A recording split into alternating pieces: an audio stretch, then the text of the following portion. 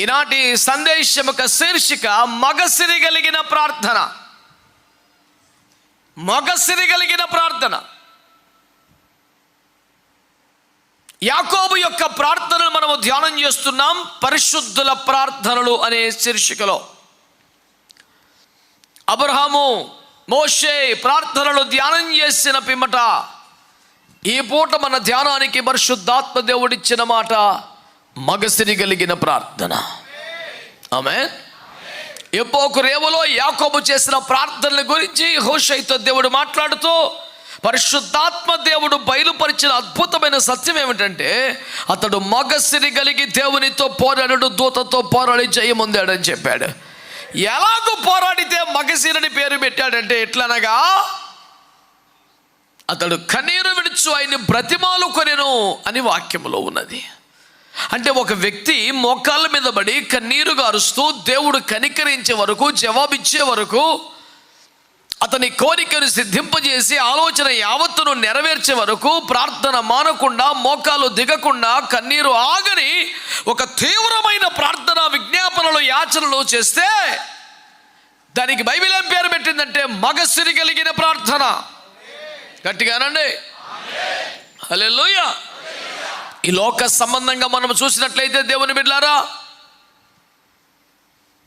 ఎవడైనా మర్యాద లేకుండా, ఎంతమంది చెప్పినా ఆగకుండా, ఎంత కంట్రోల్ చేసినా వినకుండా, మూర్ఖంగా, అడ్డగోలుగా, పిచ్చి పిచ్చిగా కలబడిపోతే, దెబ్బలాడితే అది మహా గొప్ప మగతనముగా భావించే అమాయక భావనలు ఉన్నాయి భూమి మీద.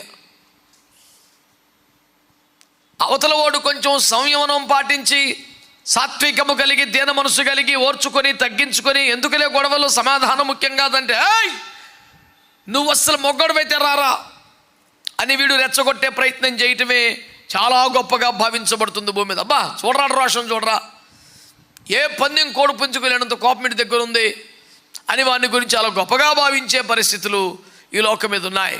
అవి దేవుని వాక్యానికి వ్యతిరేకం. అట్లాంటి పోట్లాటకి, కొట్లాటకి, అల్లరి చిల్లర వ్యవహారాలకి పోకూడదు.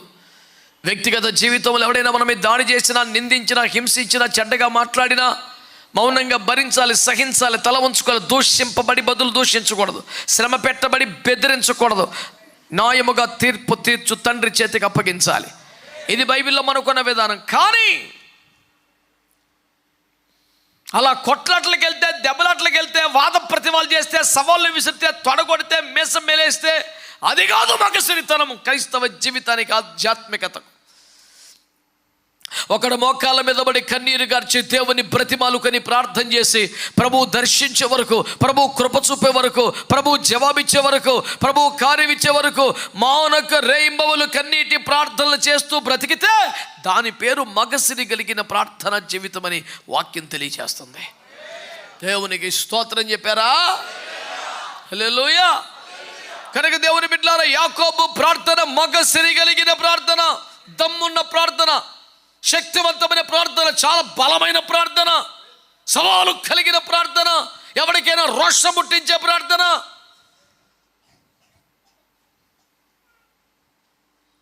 లౌకిక భావనకి, భౌతిక విధానానికి, ఆధ్యాత్మికతకి ఎంత వ్యత్యాసం ఉంటుందంటే, ఒక మగాయన, ఒక పెద్ద మనిషి మోకాలి మీద పడి బేలగా కన్నీళ్లతో ఏడుస్తూ ప్రార్థన చేస్తే దాన్ని మగసిరితనం అనడం ఎంత విచిత్రం అండి. అదే లోకంలో లౌకిక భాషలో ఆడపిల్ల గేట ఏడపిల్లగా మొగడు బయట కూడా సిగిలేపోయి సరే అని కోప్పడి ఎక్కడి దాకా తీసుకొచ్చారంటే అసలు ఏడిసే మొగలు నమ్మకూడదని చెప్పి ఎక్కడికి తీసుకొచ్చారు. అది లోకంలో ఒక స్టాండర్డ్. అది అసలు తిరగలేదు. ఎవడైనా ఏడ్చానుకోండి, నేను ఆ రోజు అనుకున్నాను అసలు. అందుకే అంటారు ఏడ్చే మొగడు నమ్మకూడదని. అదేంటే నాకు ప్రమాణం అన్నమాట, 2 రోజులు 4 అన్నంత గ్యారెంటీ, అంత స్టాండర్డ్ అన్నమాట.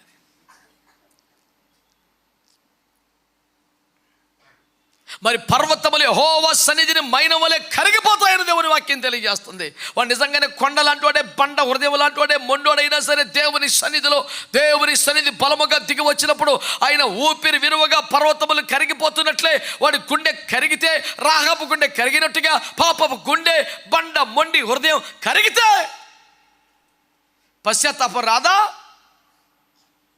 కన్నీరు గడిచి పాపాలు ఒప్పుకోరా? లౌకిక భావనలకి ఆధ్యాత్మికతకు సంబంధం లేదు.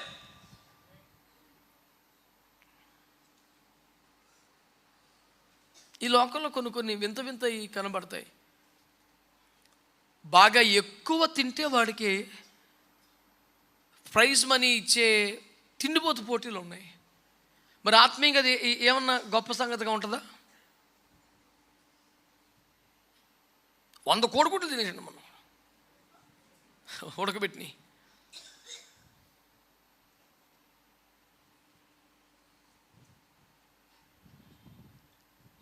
ఉడకబెట్టిన కోడిగుడ్లు 100 తినేసాడండి ఒకడు.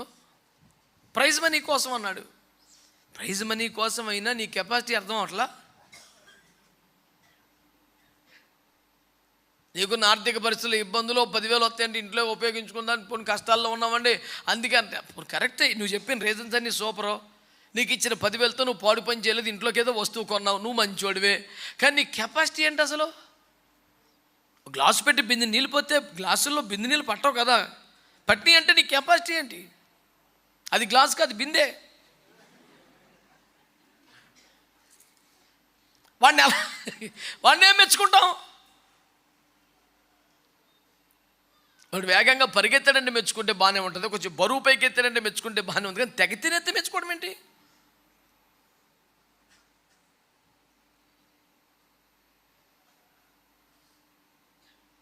ఒక్కొక్కసారి కొన్ని చూస్తే తాము సిగ్గుపడవలసిన విషయంలో అతిశయించువారు కలరు అన్నట్టుగానే ఉంది వ్యవహారం కొన్ని చోట్ల.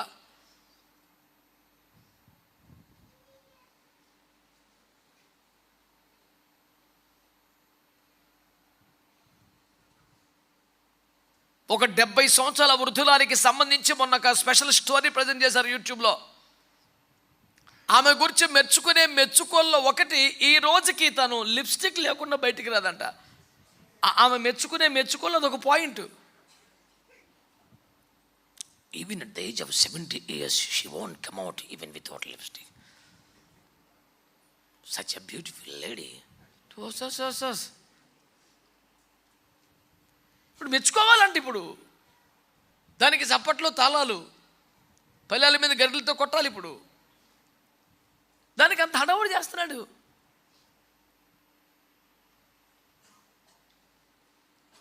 ఆమె దగ్గరికి వెళ్ళి, madam what is the secret of beauty అంటే మేకప్ అంటుంది. అవి ఏమంటుంది?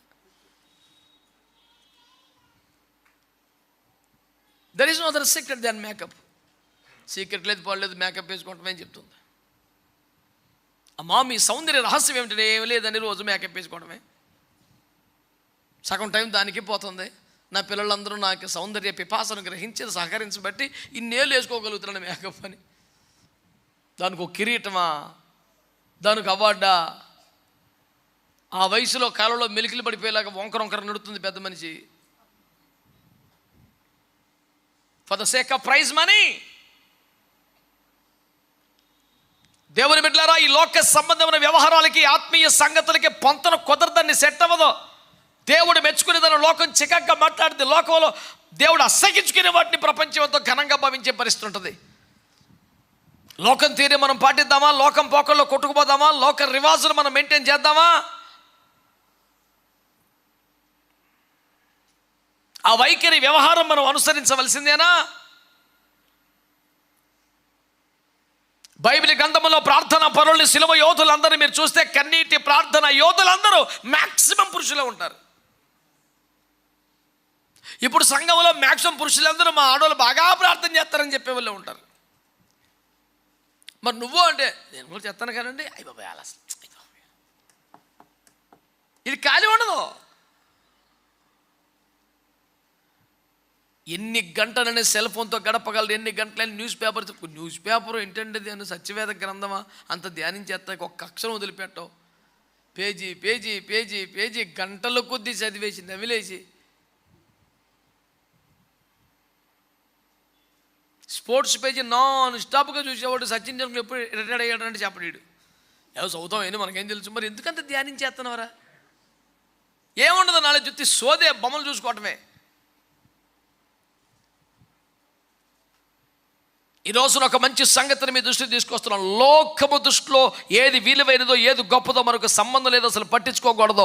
దేవుని సన్నిధిలో నువ్వెంత మగాయినవైనా, పెద్దాడివైనా, రాజువైనా, ఇంకెవడవైనా సరే మోకాళ్ళ మీద పడి నీ పాపములు క్షమించబడాలని, నీ పొరపాట్లు కడగబడాలని, నువ్వు మరలా దేవుని కృప పొందాలని, నీ వ్యక్తిగత జీవితం, నీ ఆత్మీయ జీవితం చికిత్సాలి, రేపబడాలి, రగిలించబడాలి, మరలా దేవుని కృప పొందాలి. నువ్వు ఎదురు చూస్తూ ప్రార్థన చేస్తున్న ఆ వరములు, ఆ కృపలు పొందుకొని తీరాలి. దేవుడు దర్శించే వరకు, దేవుడు దీవించే వరకు మోకాలు దిగకూడదు, కన్నీరు ఆగకూడదు, ప్రార్థన మారకూడదని కసి రోషం వస్తే దాని పేరే మగసిరి కలిగిన ప్రార్థనని స్వయంగా దేవుడు పెట్టాడు ఆ పేరు.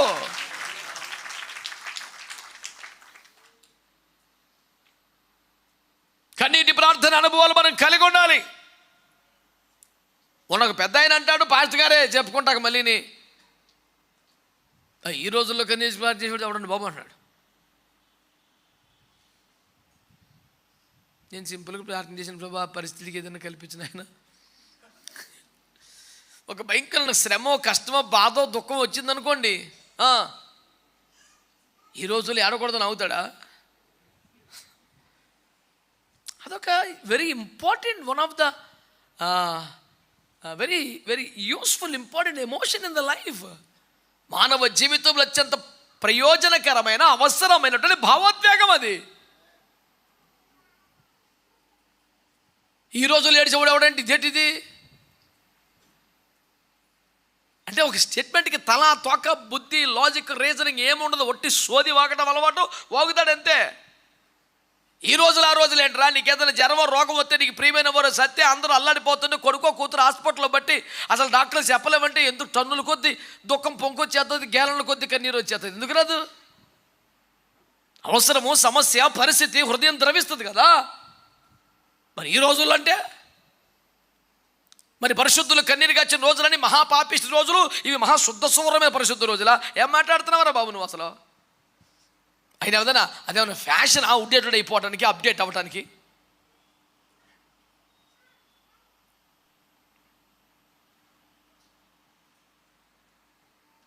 పరిశుద్ధుల ప్రార్థనలు మనం ధ్యానం చేస్తే కన్నీటి ప్రార్థనకి దాంట్లో శిఖరాగ్ర స్థానం ఉంటుంది, కానీ తక్కువ స్థానం ఉండదుగా. ఈ చివరికి పరిశుద్ధుల ప్రార్థనలు ధ్యానం చేస్తే అందులో కన్నీటి అనుభవానికి శిఖరాగ్ర స్థానమే ఉంటుంది, నీచమైన స్థానమే ఉండదు.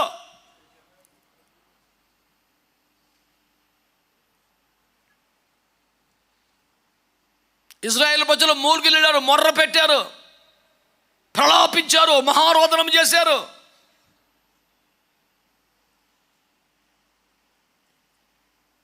మొర్దెకై యొక్క మహారోదన అసలు ఆ సీరియస్నెస్ లేని, భారమే లేని ఎస్తేరును కదిలించి, నేను నశించదను, రాజు యొద్దకు వెళ్ళి సంగతిని తేల్చుకుంటామని తెగింపగల వ్యక్తిగా మార్చేయలేదా? ఇర్మియా విలాపముల ఫలితముగా దానియేలు, షడ్రక్, మేషక్, అబేద్నెగోల వంటి వారు ఆ తరములో లేపబడలేదా? యెహెజ్కేలు వంటి వాడు వాడబడలేదా? ఎవరి కన్నీరు వ్యర్థమైపోయింది? ఎవరి కన్నీరు నిష్ఫలంగా జవాబు రాకుండా ఆగిపోయింది? కీర్తన గ్రంథం సెలవిస్తున్న మాట ఏమంటే, నా కన్నీరు నీ బుడ్డిలో కెరబడుతున్నాయి, నీ చెంపల మీదకి వచ్చేపాటికి ఆరిపోయే కన్నీరు ఎప్పటికీ ఆరిపోకుండా దేవుని బుడ్డిలో సజీవంగా నీకు సాక్షార్థమై జ్ఞాపకార్థంగా ఉండిపోతుందనే మాట ఏమన్నా చిన్న విషయమా? అదేమన్నా అవుట్డేటెడ్ ఫ్యాషన్ అనుకున్నావా? ఏకైకలు పక్కపక్కలకు అలవాటు అయిపోయి, నవ్వించడమే టార్గెట్గా ప్రసంగాలు ఎక్కువైపోయి, ఏదైనా ఒక ఆనందకరమైన విషయం వస్తే, హాస్యాస్పదమైన సంగతి ప్రస్తావనకు వస్తే నవ్వు రావడం సహజంగానే, నవ్వించడం కోసమే మొదలెడితే పనికి మళ్ళీ పని కాదేంటి?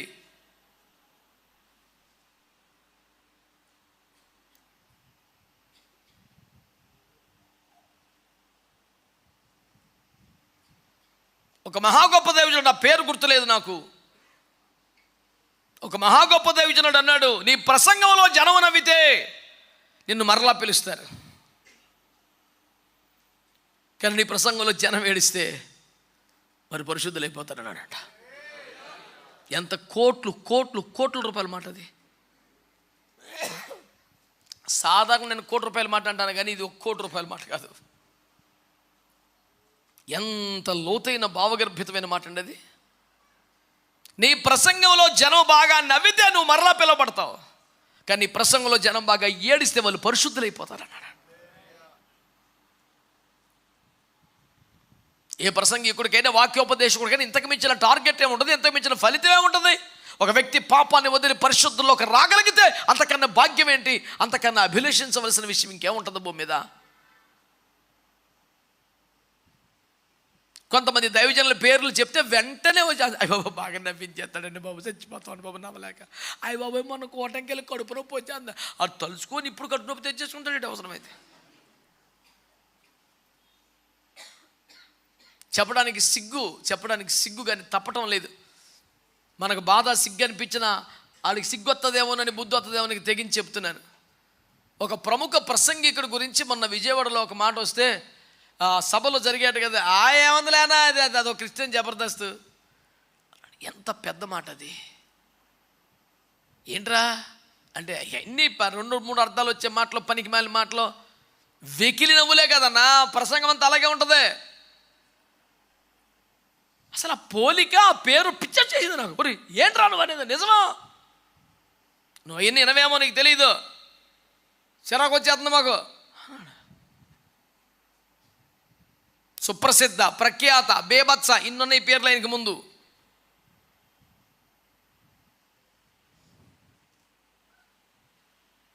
ఏదైనా ఒక సంతోషభరితమైన విషయాన్ని విచారంగా చెప్పడం కుదరదు. సంతోషభరిత విషయాన్ని సంతోషం కలిగించాలని చెప్పాలి, కరెక్టే. టార్గెట్గా నవ్వులు కాదు కదా.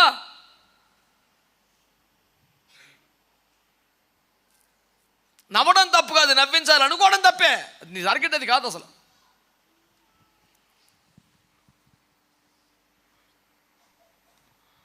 ప్రజలు బోల్డు బాధల్లో ఉంటారు, బోల్డు కష్టాల్లో, శ్రమల్లో వస్తారు. వాళ్ళని ఆదరించాలి, ఓదార్చాలి.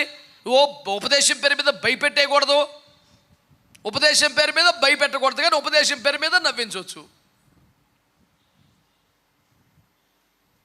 అంటే ప్రజలను ఆదరించవలసింది నవ్వులతోనా, జోకులతోనా, 2-3 అర్థాలు వచ్చే సిగ్గుమాలిన మాటలతోనా? అది ఆదరణ అవుతుందా? తెంగన మొహమ్మడికి వాక్యం జరిగింది కాకపోతే వాక్యంలో ఏమనుంది?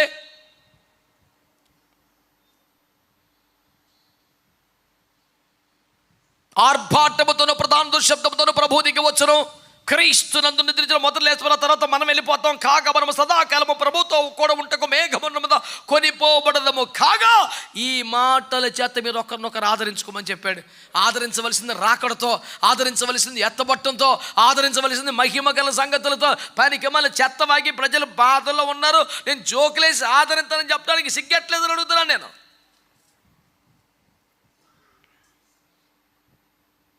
ఏదైనా సంతోషభరితమైన విషయాన్ని విచారంగా చెప్పకూడదు, సంతోషంగానే చెప్పాలా. నవ్వు వస్తే తప్పేం కాదు, నవ్వించడమే టార్గెట్ అయితే మాత్రం తప్పే.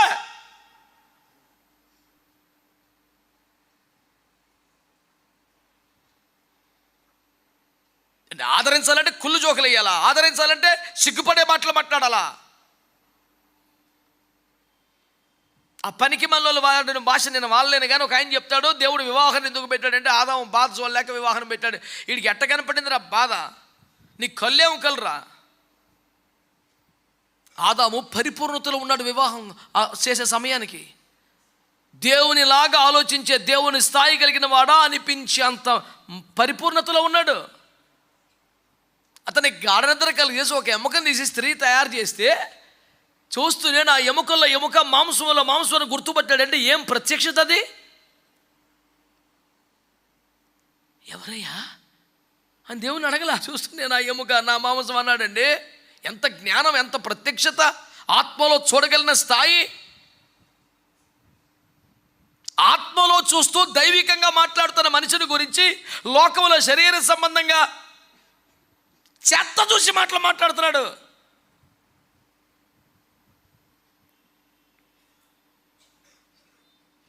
ఆడెవడు ఉన్నాడు, ఒక శిష్యుడు ఎలీషా పక్కనే. అగ్ని రథాలని, గుర్రాలని, దేవుని ఏర్పాటును చూసి ఎలీషా ధైర్యంగా ఉన్నాడు. ఈడేం చూస్తున్నాడు, శత్రువులు రథాలన్నీ గుర్తు పెట్టుకుని బాణాలు పెట్టారంట. అయ్యో చచ్చిపోయాం అన్నాడు. ఎలీషా, ప్రభువా చూసినట్లు వీడిని కన్నులు తెరువు ప్రభు అంటే, ఆ శత్రువులకి వీళ్ళకి మధ్యలో దేవుడు పెట్టిన అగ్ని రథాలు వీడికి అప్పుడు కనపడ్డాయి. అయ్య బాబాయ్ దేవుని స్తోత్రం అంటున్నాడు. నేను అన్నాను, నీకు ఏమీ కనపడిపోయినా బాగుండు, దేవుడు పెట్టిన ఏర్పాటు కనపడదు, ఏది కనపడపోయినా బాగుండు, మరి ఆ శత్రువు మాత్రం కనపడుతుంది. ఈ కళ్ళు పనికి మళ్ళీ సూపని.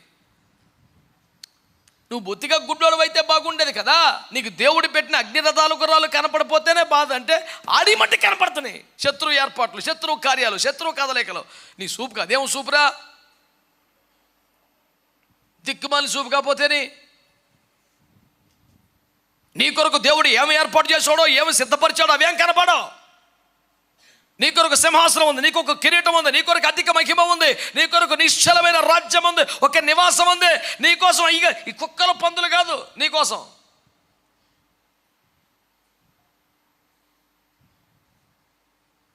విపరీతమైన స్టడీ కుక్క మీద. ఇప్పుడు అంత తెగించేసి బేబచ్చమైన జంతు బేబచ్చమైతే ఓ సింహం గురించి చేయి స్టడీ, ఓ పావురు గురించి అయ్యి అందంగా ఎడుతుంది.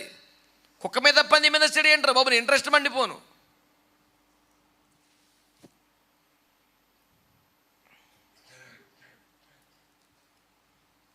గెరాసీనుల దేశంలో పుట్టినా బాగుండు, పందుల గురించి చేసుకుని వదిలేసుకున్నారు వాళ్ళు. నువ్వు మా ఊరు వదిలిపెడతావు లేదని మొత్తం ఊరు ఏకమై దెబ్బలాడేశారు నేర్చుకుని, ఎందుకంటే పందులు చచ్చిపోయినాయని. యేసుప్రభు సంతోషం ఏంటి? 6,000 దయ్యములు పట్టిన ఒక మనిషికి విడుదల కలిగింది. వాడు సమాధులు ఉండేవాడు, చక్కగా మంచి మర్యాదగా బట్టలు వేసుకుని ఊర్లో కూర్చున్నాడు, కుటుంబంతో హ్యాపీగా ఉన్నారు. కుటుంబం హ్యాపీ, ఆ పందులు ఇంపార్టెంట్. పందులు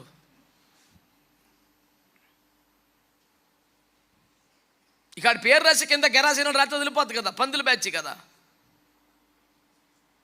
అయ్యో పందులు చచ్చిపోయావు, అయ్యో పందులు, అయ్యో పందులు, అయ్యో పందులు. నీ గురించి ఏడుతున్నాడు యేసుప్రభు, నువ్వు పందుల మీద చచ్చిపోతున్నావు.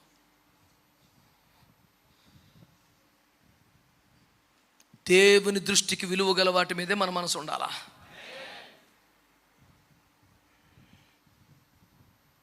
పొద్దుగూకులు నా మీద పడి ఎడుతువే తప్ప సబ్జెక్ట్ ఎట్టిపోతుంది. మరి హ్యాపీగా ఉండు, సంతోషంగా ఉండు, నవ్వు, ఏం తప్పట్లేదు. ఏడుపు ముఖం వేసుకుని సామాన్ చెప్తా లేదు. కానీ నీకు నవ్వు రావాలంటేనే 2-3 అర్థాలు వచ్చే మాటలు మాడాలంటే మాత్రం గోపలు వాయించేయాలి. మరి పశ్చాత్తాపం రావాలి నీకు. ఒక పవిత్రమైన నవ్వు, ఆనందం నీకు వచ్చే వరకు బండకేసి పదేసి రక్తం ఎజ్జయ్యు. మీ పసి పిల్లలను పట్టుకొని వాడిని బండకేసి కొట్టువాడు ధన్యుడు అన్న వాక్యం గుర్తొస్తుంది నేను చూస్తుంటేనే. ఎందుకంటే శాస్త్రాన్ని పిల్లకాయ శాస్త్రాలు చచ్చి పెద్దరికం వచ్చి సావలేదు నీకు ఇంకానే. అట్టంటోడు లోపల ఉన్న బయట ఉన్న వాడికి మారు మనసు రావాలని ఒక స్తోత్రం చెప్పండి. మగసిరి కలిగిన ఆత్మీయ జీవితం అంటే దేవుని బిడ్డలారా సవాళ్ళు చేయటం కాదు, తొడగొట్టుకోవటం కాదు, మేసం తిప్పుకోవటం కాదు, ఎవరిని కేకలేసుకోవటం కాదు, కలబడిపోవటం కాదు. మోకాల మీద పడితే దేవుని దర్శనం కలిగేదాకా ప్రార్థన చేయటం, ప్రభు స్వరం వినేదాకా ప్రార్థన చేయటం, ప్రభు జవాబిచ్చేదాకా ప్రార్థన చేయటం, దేవుని మనస్సును, దేవుని కృపను, దేవుని వరమును, దేవుని అభిష్టమును గెలుచుకునేదాకా కన్నీరు గార్చి ప్రార్థన చేయటమే ఆత్మ సంబంధమైన మగసిరితనం అని వాక్యం చెబుతుంది. పరిశుద్ధుల ప్రార్థనలో కీలకమైన ఒక మంచి మాట, మగసిరి కలిగిన ప్రార్థన, కన్నీటి ప్రార్థన, జవాబు పొందే ప్రార్థన, రోదన చేసే ప్రార్థన, యాచన చేసే ప్రార్థన, ప్రలాపించి మొర్రబెట్టు చేసే ప్రార్థన. దేవునికి స్తోత్రం కలుగునుగా. నా ప్రాణము నాలో మరణమగునంతగా దుఃఖపడుతున్నదని ఏడుస్తూ కన్నీరు కాస్తూ యేసు చేసిన ప్రార్థన ఈరోజు ప్రపంచాన్ని రక్షిస్తుంది. దేవుని బిడ్డలారా, గెత్సెమనెలో యేసు కార్చిన కన్నీటి ప్రార్థన ఫలితం కాదా నువ్వు నేను?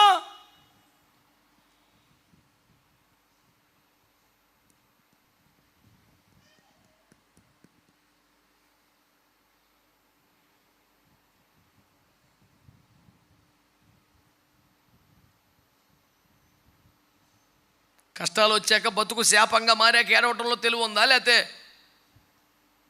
జీవితాన్ని దేవుని చేతుల్లోకి తీసుకునేదాకా అప్పగించుకొని కన్నీరు గాచి ప్రార్థన చేసే క్రమంలో తెలివి ఉందా?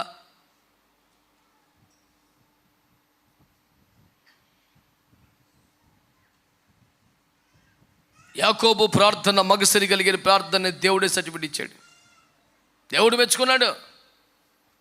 ఏంట్రా మగసిరి కలిగిన ప్రార్థన అంటే? అతడు దూతతో పోరాడి చేయమన్నాడు, కన్నీరు విడుచు ఆయన్ని బ్రతిమాలుకున్నాడు. ప్రార్థన అంటే లిస్టప్ చెప్పేస్తాం కాదు. ప్రార్థన అంటే ముక్కును పట్టుకొచ్చి అప్పగించేయటం కాదు. ప్రార్థన అంటే డిమాండ్లు చేయటం కాదు. కొంతమందికి ఆది నుంచి అర్థం వరకు గాకా గాకా ఇది ఒకటే వచ్చాడికి. నువ్వు దర్శించదు గాక, నువ్వు దీవించదు గాక, నువ్వు ఆశ్రయించదు గాక, నువ్వు ఇప్పుడే ఇచ్చదు గాక. ఏట్రా యాచన చేయడం అదేనా? బతిమాలుకోవడం అదేనా? ఏదో కలెక్టరేట్ ముందు టెంట్ వేసి ధర్నా చేసి ప్రభుత్వానికి అల్టిమేట్ ఇస్తున్నాం, 3 రోజుల్లో దిగి రాకపోతే తీవ్ర రూపం దాల్చుద్ది. ఓరు బాబు, బయలుదేరే విప్లవకారుడివి.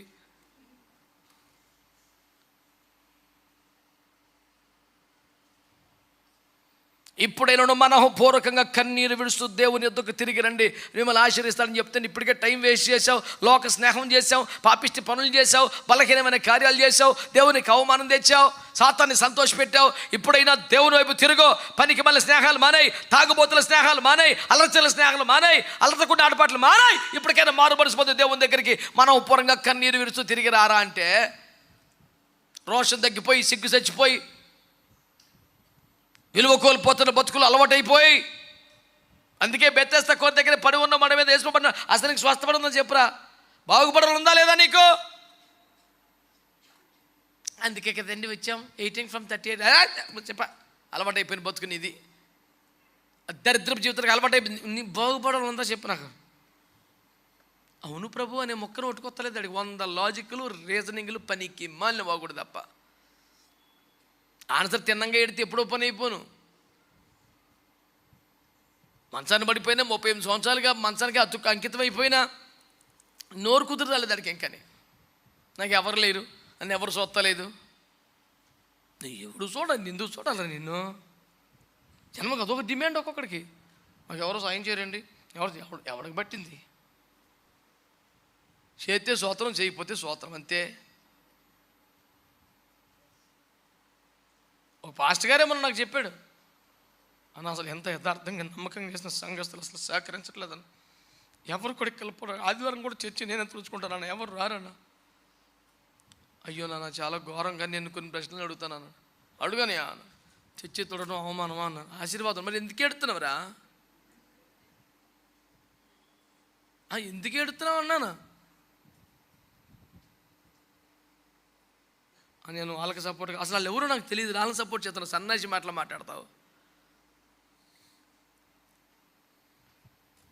వీడి ఫీలింగ్ ఏంటంటే సంఘస్థలు తెలియకుండా నా దగ్గరికి వచ్చినట్టు, సంఘస్థలు వీడికి తెలియకుండా నా దగ్గరికి వచ్చేసారని నాటి ఫీలింగ్. నేను అటు ఎందుకు చేస్తా?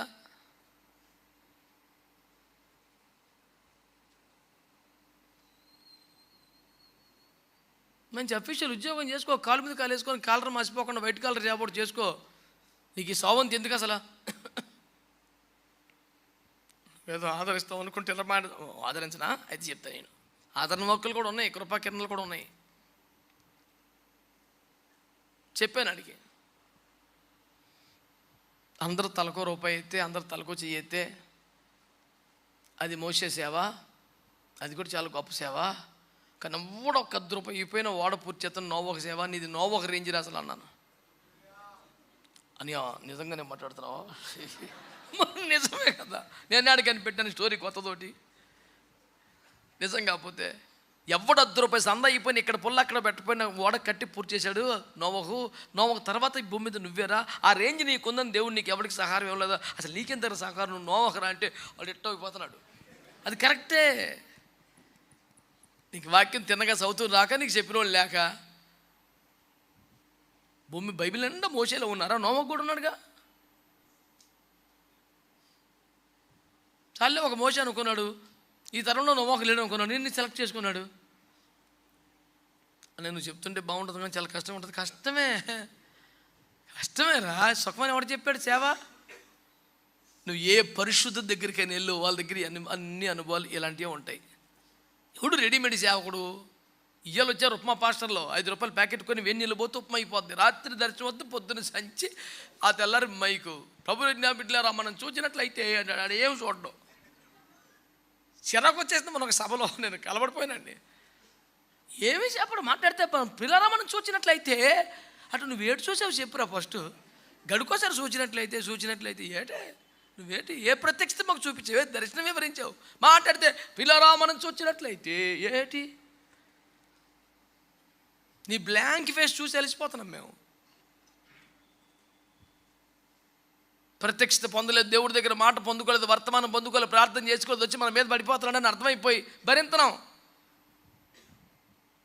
సన్నిధిలోంచి బయటకు వస్తే ఓడకి అంతకన్నా బరువు ఎవడు ఉంటాడు? యోనా గారి కన్నా సుమారు 10 టన్నుల సరుకు బారేసిన ఓడ తెల్లదండి. బాబుని ఎత్తి బారెత్తే ఓడ చక్కగా తేలిందంట. ఎంత బరువురా మనిషి! రాయి బరువు, ఇసుక భారం, మూర్ఖుడు అంతకన్నా బేభత్సం అన్నాడు సామెతల్లో. ఇంత పదం అయ్యగారికి వాడకూడదు, కానీ మర్యాదగా ప్రవక్త కాబట్టి ఏమందామంటే, దేవుని సన్నిధిలోంచి బయటికి పారిపోతే నువ్వే భారం పేనానికి. సుమారు 10-20 టన్నుల సరుకు పారెత్తకని తేలేదంట సముద్రంలో. అయినా బరువు ఉంది. ఈయన పాడైతే తేరుకు. వాళ్ళందరూ కటికి బూతులు తిట్టుకుని ఉంటారు. ముందుని పడితే వదిలిపోను, లాస్ట్లో వేసాం. ఈ ప్రత్యక్షత మరి అప్పుడు పడుకున్నాడు, ముందు చెప్తాడు తెలీదు, మంచి నిద్రలో ఉన్నాడు.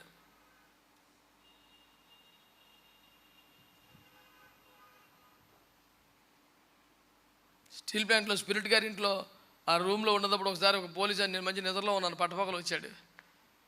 నేను మీటింగ్కి వచ్చి అప్పుడే పడుకున్నాను. సాయంత్రం వచ్చింది, మళ్ళీ వచ్చాడు. అయ్యో మిమ్మల్ని ఉదయం రమ్మన్నాను కదండి అంటే, ఉదయం వచ్చాను, ఇప్పుడు మీరు దర్శనాల్లో ఉన్నారన్నాడు. నేను అంత దర్శనం ఏమి లేదయ్యా, పడుకున్నాను. అంటే నువ్వు నిద్రపోతున్నావంటే అమర్యాదని భావించి సేవకున్నట్టు అనకూడదని మంచి కాస్ట్లీ వెతికాడు. లేదులయ్యా నేను మాలి పడుకున్నాను, నాకు దర్శనాలు ఏమి లేను.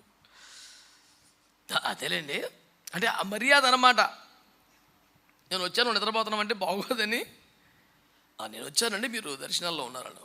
అమ్మో, నేను దర్శనాలు ఎంత గౌరవంగా కూడా చెప్పొచ్చు అనిపించింది నాకు. చాలా కాలం నేను రక్షణ ఎప్పుడు సంభాషణ వచ్చినా పడుకున్నామంటే కాదేలకు కొట్టేవాళ్ళం.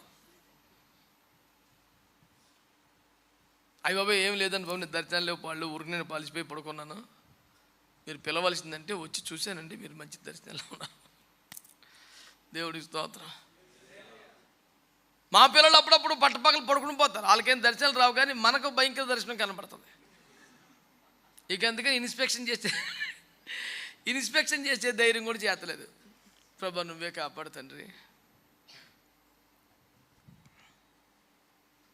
ఇండోర్ స్టేడియం అంతా గుడి కట్టు కూర్చున్న దుర్మార్గులు పడుకుని పోతే ఎలాగ నాయనని.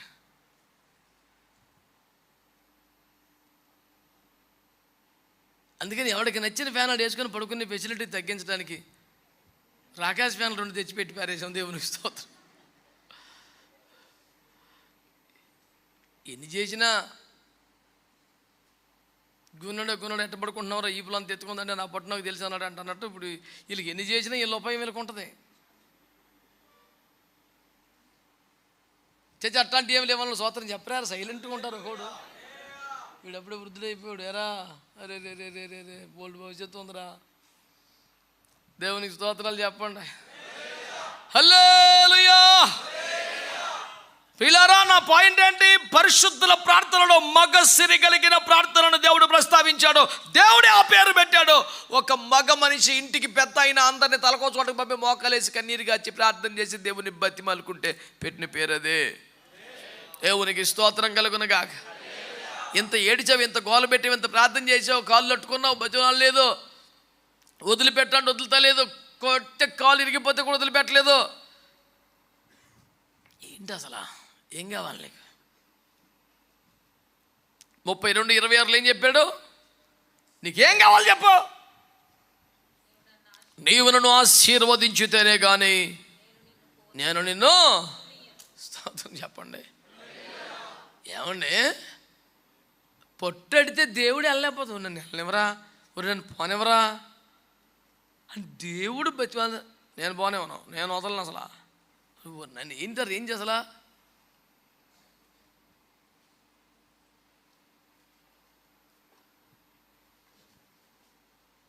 తెల్లవారు చును దగ్గర నన్ను పోనిమని యెహోవా సెలవీయగా, నీవు నన్ను ఆశీర్వదించితేనేగా నేను పోనిమను. దేవుని ఆపేసే కట్టేసే శక్తి ఎవడికుంది? గత 10-15 సంవత్సరాలకు అవకాశం వచ్చిన ప్రతి చోట ఈ మాట చెప్తున్నాను నేను.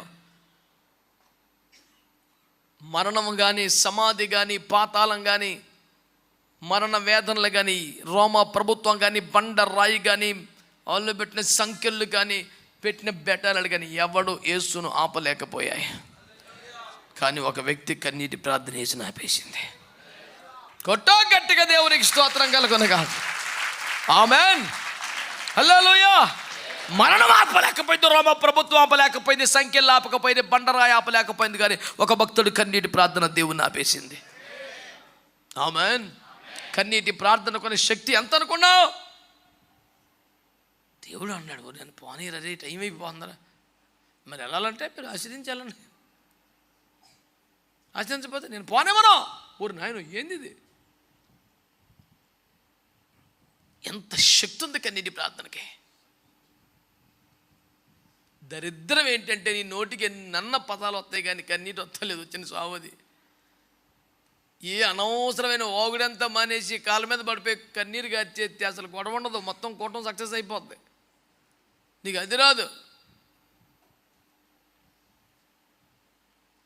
రాతి గుండెని తీసేసి మాంసపు గుండె ఇవ్వండి ప్రభా, కన్నీరు కార్చి నీ పాదాల మీద మొర్రపెట్టే అనుభవం నాకు ఇవ్వండి ప్రభు అని ప్రార్థన చేసుకో. అది అడుగు, పొందుకో. అది సంపాదించుకొనవలసిన ఒక వరం. అది కొంతమంది కన్నీటి ప్రార్థన విలువ తెలిసి వాళ్ళు ఏం చేస్తున్నారంటే దుఃఖపడుతున్నట్టుగా స్వరం మారుతున్నారు అంతే. అది సొక్క కన్నీరు రాదు.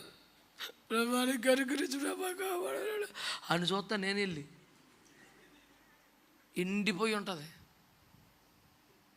మరి సౌండ్ ఎలా ఉంది ఏంటండి, అలా అలా స్వరం దుఃఖ స్వరం పెడితే బాగుంటుంది. మంచి కన్నీటి ప్రార్థన చేస్తున్నాడని ఎవడనుకోవాలా? నీ పక్కోడా ఎదురోడా నేనా? ఎవరు సాటిస్ఫై? నీకు ఉపకారమే ఉందిరా బాబు. బాబు ఏం దుఃఖమైన ప్రార్థన చేశాడని నీకేమవుతుంది?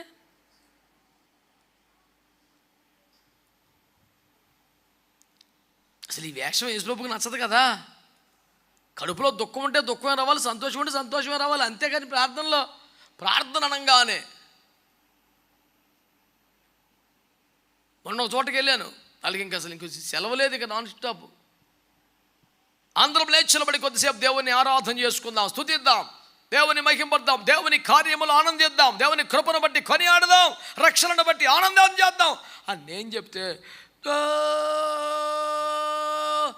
తిములుతలేదు పని. ఆఖరికి తమాయించుకొని ఏడవబాకండి, సంతోషించండి, స్తుతించండి, దేవుని కార్యాలను బట్టి ఆనందించండి, దేవుని సన్నిధిని బట్టి ఆనందించండి, రక్షణను బట్టి ఆనందించండి అని చెప్పారు. శోకాలు ఎట్టేస్తున్నారా? ఆమేన్ అన్నాను. తెగులుతాడు దెబ్బకి ఆగారు. ఎందుకు ఎడతాం అన్నాను. మాకు ఫస్ట్ నుంచి ఇదే ప్రాక్టీస్ అండి. ఈ ప్రాక్టీస్ మండిపోను. అసలు కన్నీటి ప్రార్థన అవసరమే, కానీ స్తుతి చెప్పమంటే కూడా అదేనా? రక్షణ బట్టి ఆనందించమంటే అదేనా? యెహోవా కార్యములను ఆనందించమంటే అదేనా? ధర్మశాస్త్రం ఆనందించడం అదేనా?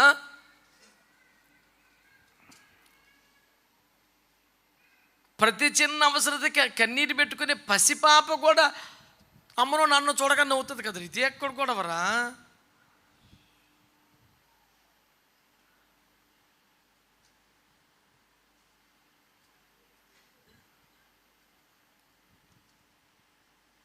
కొంతమందికి ఇంక అదే.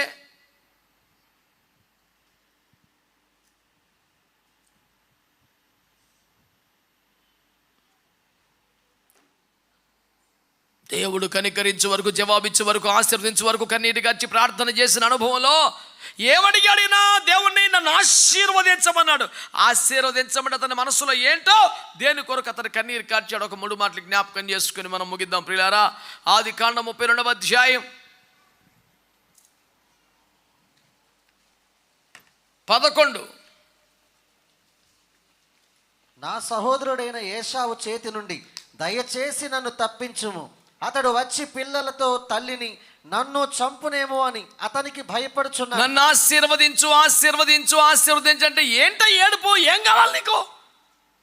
బలమా, ఆరోగ్యమా, ధనమా, జనమా? ఏం కావాలి? నాకు అవన్నీ ఉన్నాయి, మరేం కావాలి? ఏశావు వచ్చి పిల్లలతో తల్లిని నన్ను చంపేస్తాడేమో నేను భయపడిపోతున్నానయ్యా. గజగజ వరుకుతా మోకాల మీద పడి కన్నీరు గార్చాడే. దేనికోసం? ఆశీర్వదించు, ఇంకే పదం లేదు. నీకేం కావాలా బాయ్? ఇంకా ధనమా, జనమా? ఏం కావాలి? అబ్బే అల్బోలు మంది ఉన్నారు. మరేం కావాలి? అతడు వచ్చి పిల్లలతో తల్లిని నన్నును చంపేస్తాడేమో భయంగా ఉంది. ఏనోడైపోయింది అనుకునే కేసు 20 సంవత్సరాల క్రితం సమస్య బయటకు వచ్చింది. అప్పుడు ఒక్కడు తెరబడి ఇప్పుడు 400 మంది కిరాయి హంతకులు కత్తులతో తిరుగుతున్నారు. ఎక్కడ కనబడితే ఎక్కడ చంపేయమంటున్నారు. ముంచుకొస్తున్న ముప్పు, మీద పడిపోతున్న మరణం, తరుముకొస్తున్నటువంటి పాపం యొక్క ఫలితం మీద పడిపోతుంటే కన్నీరు మున్నీరు ఏడ్చి ప్రార్థన చేస్తూ ఆశీర్వదించు ఆశీర్వదించు అనే తన ఏడుపులో దాగి ఉన్న అసలు అంతరార్థం ఏంటి, అసలు విషయం ఏంటంటే చంపేస్తాడు ప్రభు నన్ను కాపాడని. మగసిరి కలిగిన కన్నీటి ప్రార్థనలో యాకోబు అడిగిన ఆశీర్వాదం అనే దాంట్లో 3 విషయాలు ఉన్నాయి. ఒకటి, నేను చేసిన పాపాలు, నేను చేసిన పొరపాట్లు, అబద్ధం, వేషధారణ, వీటి వలన మరణం నన్ను తరుముతోంది. నువ్వు జీవాధిపతివి కదా, మరణమును తప్పించడం యెహోవా వశము కదా. తరుముకొస్తున్న ఈ మరణము నన్ను తప్పించు బాబు, నన్ను ఈ మరణములో నుండి జీవములోనికి దాటించు బాబు అని ఏడ్చి అతడు ప్రార్థన చేస్తాడు. దేవుడు అతనిని ఆశీర్వదించను అని అక్కడ కనబడుతుంది మీకు. అంటే అర్థం ఏమిటి? దేవుడు అతన్ని రక్షించెను, మరణము నుండి తప్పించెను, మరణము నుండి జీవములోనికి దాటించెను అని దాని అర్థం. నన్ను ఆశీర్వదించని ఏడుస్తున్నాడే, ఇంతకీ ఏం కావాలట? డబ్బులా? కాదు, అతని కోరిక ఏంటంటే అతను వచ్చి నన్ను చంపేస్తాడేమో. పాపము వలన వచ్చే జీతము మరణం. సంహారకుడు తరుముతున్నాడు, మరణదూత తరుముతుంది. నువ్వు చేసిన పాపమే శాపముగా మరణంగా మారి నీ జీవితాన్ని తరుముకొచ్చేస్తుంది, 30 ముంచుకొచ్చేస్తుంది. మరణం కబలించక ముందే నువ్వు దేవుని పాదాల మీద పడి కన్నీరు గార్చి ప్రార్థన చేయాల్సిన ప్రార్థన అని తెలుసా? నన్ను మరణం నుండి తప్పించి జీవములోనికి తీసుకురా ప్రభువా. ఆమేన్. అంటే రక్షణ దయచేయి. ఒకడెందుకు మోకాల మీద పడాలి, ఒకడెందుకు కన్నీరు గార్చాలి, ఒకడెందుకు పాపాలు ఒప్పుకుంటూ నేను యాకోబునే, నాది అబద్ధమే, నేను చేసింది మోసమే, తప్పే అని ఒప్పుకొని మరి ఎందుకు కన్నీరు కార్చాలంటే ఆ పశ్చాత్తాపపు ప్రార్థన వలన రక్షణ అనే ఆశీర్వాదాన్ని నువ్వు పొందుకుంటావు. దేవునికి స్తోత్రం. పాపాత్మరాలు యేసయ్య కాళ్ళ మీద పడి కన్నీరు కారిస్తే ఆమెకు అనుగ్రహించబడింది రక్షణే కదా. నువ్వు ఎందుకు ఎలా మాట్లాడుతున్నావరా? మనం పాపులం కనుక మనకి ఎలాంటిది సహజమే, కానీ ఈయన ఏ పాపము చేయలేదు, ఇతనికి ఎలాంటి శిక్ష పట్టడం అన్యాయం కదరా. యేసు నన్ను ఒకసారి జ్ఞాపకం చేసుకోమంటే దేవుని విలువను, దైవత్వాన్ని, పరిశుద్ధతను, నిర్దోషత్వాన్ని తెలుసుకున్నటేగాక 10 మందిలో ఒప్పుకున్నటేగాక తన పాపాన్ని ఒప్పుకున్నందున ఆయన ఒక్కసారి జ్ఞాపకం చేసుకుంటే చాలని విశ్వాసాన్ని కనపరిచిన సిలువ మీద దొంగకి దేవుడు గొప్ప రక్షణ భాగ్యం ఇవ్వడాన్ని మనం చూస్తాం. నువ్వు మొర్ర పెడితే కదా, ఏడిస్తే కదా, ప్రార్థన చేస్తే కదా.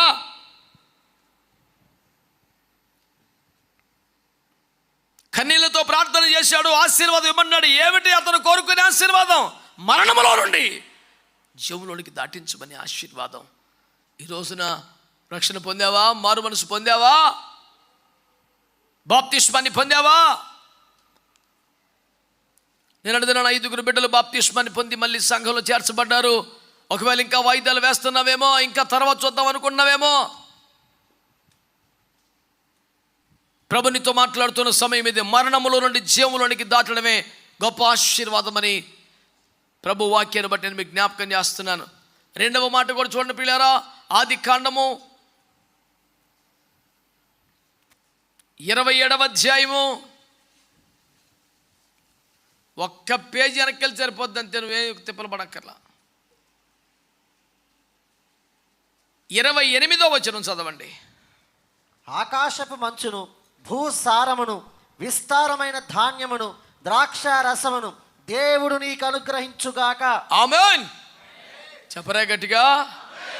యాకోబు ఇస్సాకు వద్దకెళ్ళి ఆశీర్వాదాలు కొట్టేశాడు, పొందేశాడు, ఎత్తుకెళ్ళిపోయాడు. అతడు ఆశీర్వదింపబడిన వాడే అన్నారే. ఇంతకీ వేషం మార్చి, పేరు మార్చి, తిప్పలు బట్టి నాన్నగారిని దగ్గర చేసి అమ్మగారి ప్రోత్సాహంతో మొత్తానికి లాగేసిన, కొట్టేసిన, పోగేసిన ఆశీర్వాదం ఏంట్రా అని అడిగితే ఏం చెప్తుంది వాక్యం? ఆకాశపు మంచు వర్షము నీ మీద సమృద్ధిగా ఉండును గాక, నీ ధాన్య ద్రాక్షరసను విస్తరించాలి. ఎలాగా? ఎందుకు భూసారం పెరుగుద్ది? ఎందుకు ధాన్యం పెరుగుద్ది? ఎందుకు పంట పెరుగుద్ది? ఎందుకు సమృద్ధి వస్తుందంటే నీ మీదకి ఆకాశపు మంచు వర్షం సమృద్ధిగా నీ మీదకి వస్తుందని. యాకోబు మీద పలుకబడిన ఆశీర్వాదం ఏంటి? యాకోబు స్వతంత్రించుకున్నానని భావించిన తండ్రి దీవెన ఏమిటంటే ఆకాశపు మంచు కానీ వర్షం కానీ సముద్రం మీదకి రావడమే. బైబిల్తో మాత్రం అవగాహన ఉన్న వాడికి అర్థమైపోవాలి, ఆకాశపు మంచు దేవుని పరిశుద్ధాత్మ కృంభరింపుకు సాదృశ్యమని. యాకోబు సాధించిన, యాకోబు పొందుకున్న ఆశీర్వాదం ఏంటి?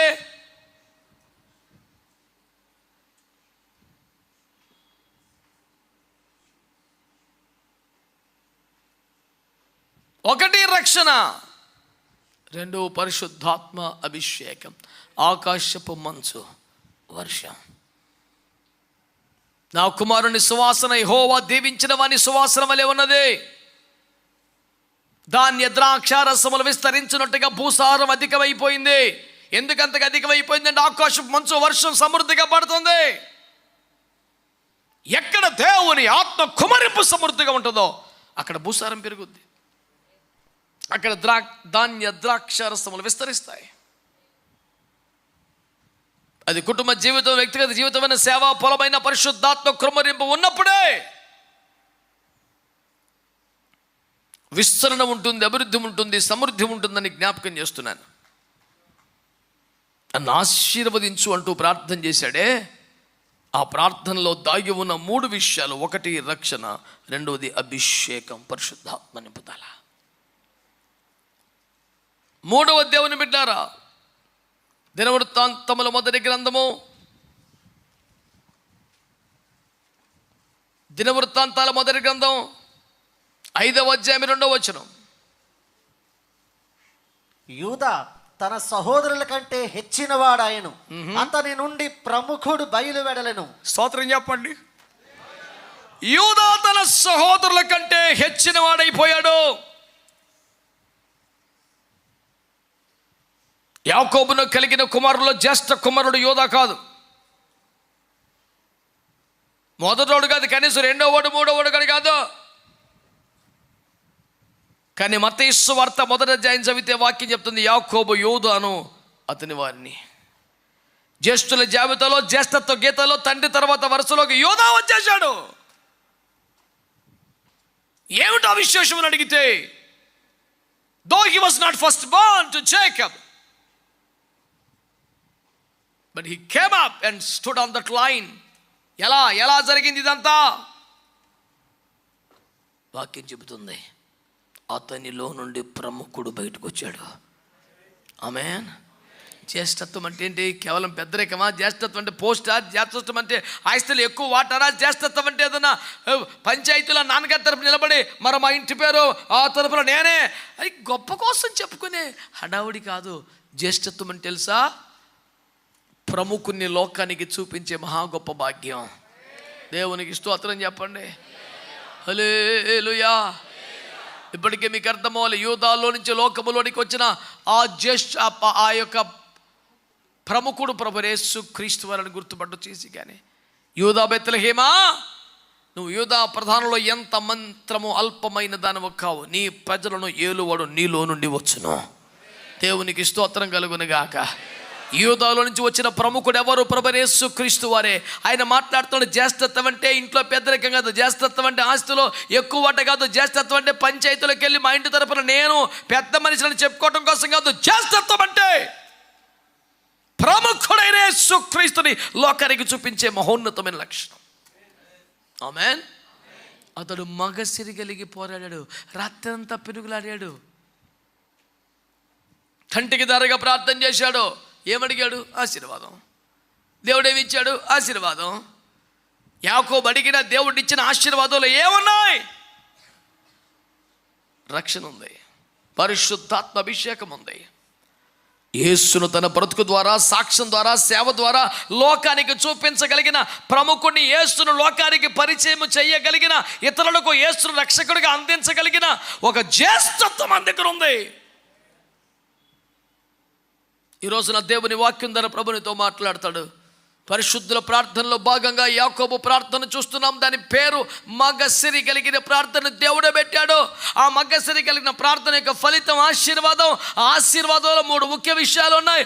1 రక్షణ, 2 పరిశుద్ధాత్మ అభిషేకం, 3 యేసు అను ప్రముఖుణ్ణి నీ జీవితం ద్వారా, నీ సాక్ష్యం ద్వారా, నీ మాటలు ద్వారా ఎదుటి వారికి చూపించగలటం, అందివ్వగలగటం, అదే జ్యేష్ఠత్వం అని దేవుడి వాక్యం మాట్లాడుతుంది. ఈరోజు నువ్వు వాక్యాన్ని అంగీకరించావా? ప్రభు సన్నిధిలోకి వచ్చావా? మోకాళ్ళ మీద పడ్డావా? ప్రార్థన చేస్తున్నావా? యాకోబులాగా మగసిరి కలిగిన ప్రార్థన చేయి. కన్నీళ్లతో దేవుని కృపను పొందుకునే వరకు పెనుగులాడుతున్న ప్రార్థన చేయి. ఆ ప్రార్థన ద్వారా నువ్వు ఈ ఆశీర్వాదాన్ని, రక్షణ, అభిషేకం, జ్యేష్ఠత్వం అనే ఆశీర్వాదాలు పొందుకుంటాం. నీకు నాకు నిశ్చయంగా దేవుడు కృపద ఇచ్చేయునుగాక. ప్రార్థన చేసుకుందాం.